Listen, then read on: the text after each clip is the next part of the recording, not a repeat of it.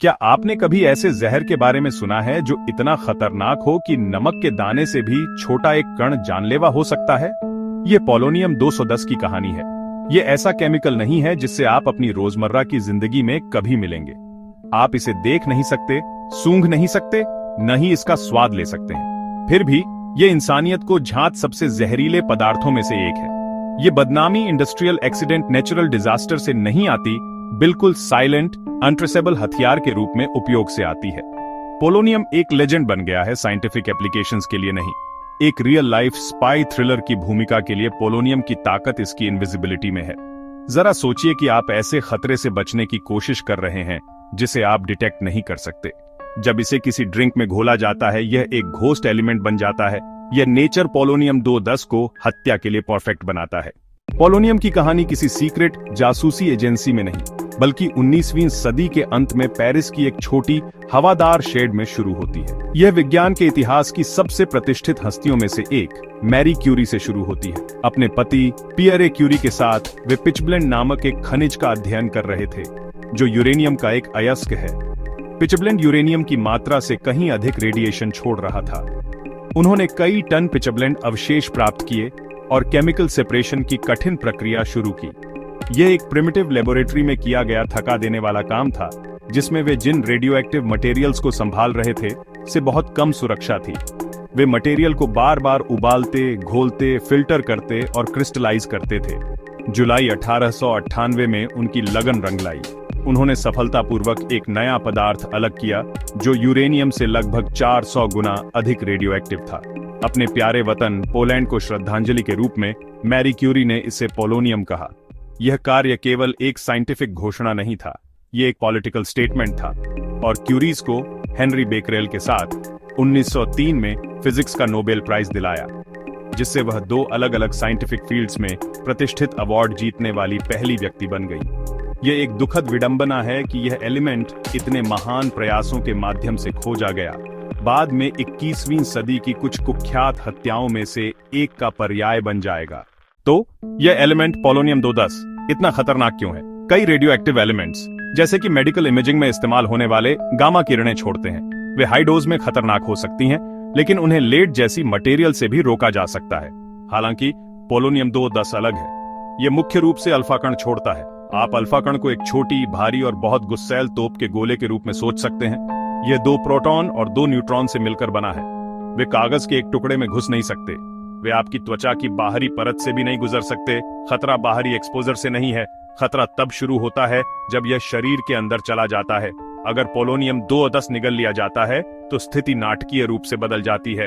Alpha कण सीधे जीवित ऊतक पर छोड़े जाते हैं और यहीं से विनाश शुरू होता है। जैसे कि एक सेल के ठीक बगल में एक छोटा सा विस्फोट हो रहा हो। ये डीएनए स्ट्रैंड्स को तोड़ देती है और सेल्स को पूरी तरह से मार देती है। हमारे शरीर में डीएनए डैमेज के लिए मरम्मत के मैकेनिज्म होते हैं, लेकिन पोलोनियम 210 का हमला इतना जबरदस्त और लगातार होता है कि ये सिस्टम जल्दी ही भर जाते हैं। वे तेजी से विभाजित होने वाली सेल्स वाले शरीर के हिस्सों, जैसे बोन मैरो और बालों के फॉलिकल्स के लिए विशेष रूप से विनाशकारी होते हैं। शरीर अनिवार्य रूप से अंदर से बाहर की ओर सेल बाय सेल नष्ट हो रहा है। पोलोनियम 210 का थ्योरेटिकल खतरा नवंबर 2006 में एक भयानक हकीकत बन गया। शिकार थे अलेक्जेंडर लिट्विनेंको, रूसी सीक्रेट सर्विस एफएसबी के एक पूर्व अधिकारी। नवंबर 1 को लिट्विनेंको लंदन के मिलेनियम होटल के पाइन बार में 2 पूर्व रूसी कॉन्टैक्ट से मिले। उन्होंने एक कप ग्रीन टी पी। थोड़ी देर बाद उन्हें तबीयत खराब महसूस होने लगी। उन्हें अस्पताल में भर्ती कराया गया और हफ्तों तक डॉक्टर उनकी रहस्यमयी और तेज गिरावट से पूरी तरह हैरान थे। जैसे जैसे लिट्विनेंको का स्वास्थ्य बिगड़ता गया, उनका शरीर व्यवस्थित रूप से बंद होता गया। तभी लिट्विनेंको ने खुद अपनी सीक्रेट सर्विस के अनुभव का उपयोग करते हुए सुझाव दिया कि उन्हें किसी रेडियोलॉजिकल पदार्थ से जहर दिया गया होगा। उनके 22 नवंबर को मरने से कुछ ही घंटे पहले यूनाइटेड किंगडम के एटॉमिक वेपन्स एस्टेब्लिशमेंट के वैज्ञानिकों ने उनके यूरिन सैंपल का एनालिसिस किया और दोषी पाया पोलोनियम 210 की एक भारी घातक खुराक। पोलोनियम 210 की खोज ने एक बड़ी पब्लिक हेल्थ इन्वेस्टिगेशन को जन्म दिया। हत्यारे लापरवाह थे। उन्होंने लंदन भर में एक रेडियोएक्टिव निशान छोड़ दिया था। पोलोनियम के निशान होटल बार में, चायदानी में, टेबल पर और अन्य जगहों पर, जिनमें वे हवाई जहाज भी शामिल थे जिनसे उन्होंने यात्रा की थी। यह इस अदृश्य पदार्थ के फैलने का एक भयानक प्रदर्शन था। इसने साबित किया कि रेडियोलॉजिकल टेररिज्म एक थ्योरेटिकल खतरा नहीं था, बल्कि एक वास्तविक और मौजूद खतरा था। अपनी अत्यधिक विषाक्तता को देखते हुए वैज्ञानिक और सरकारें पोलोनियम 210 को सुरक्षित रूप से कैसे संभालते हैं। यह प्रक्रिया अविश्वसनीय रूप से सख्त प्रोटोकॉल द्वारा नियंत्रित होती है। पोलोनियम को विशेष सुविधाओं में मुख्य रूप से, जिन्हें ग्लव बॉक्स कहा जाता है, के भीतर संभालना चाहिए। बॉक्स के अंदर हवा का दबाव बाहर के दबाव से कम रखा जाता है, ताकि अगर रिसाव हो तो हवा अंदर जाए, न कि बाहर निकले। इसके अलावा पोलोनियम 210 पर काम करने वाले हर व्यक्ति को व्यापक पीपीई पहनना होता है। भंडारण और परिवहन भी कड़े नियमों के अधीन है। सामग्री को सीलबंद कंटेनरों में रखा जाता है। सख्त इन्वेंट्री कंट्रोल।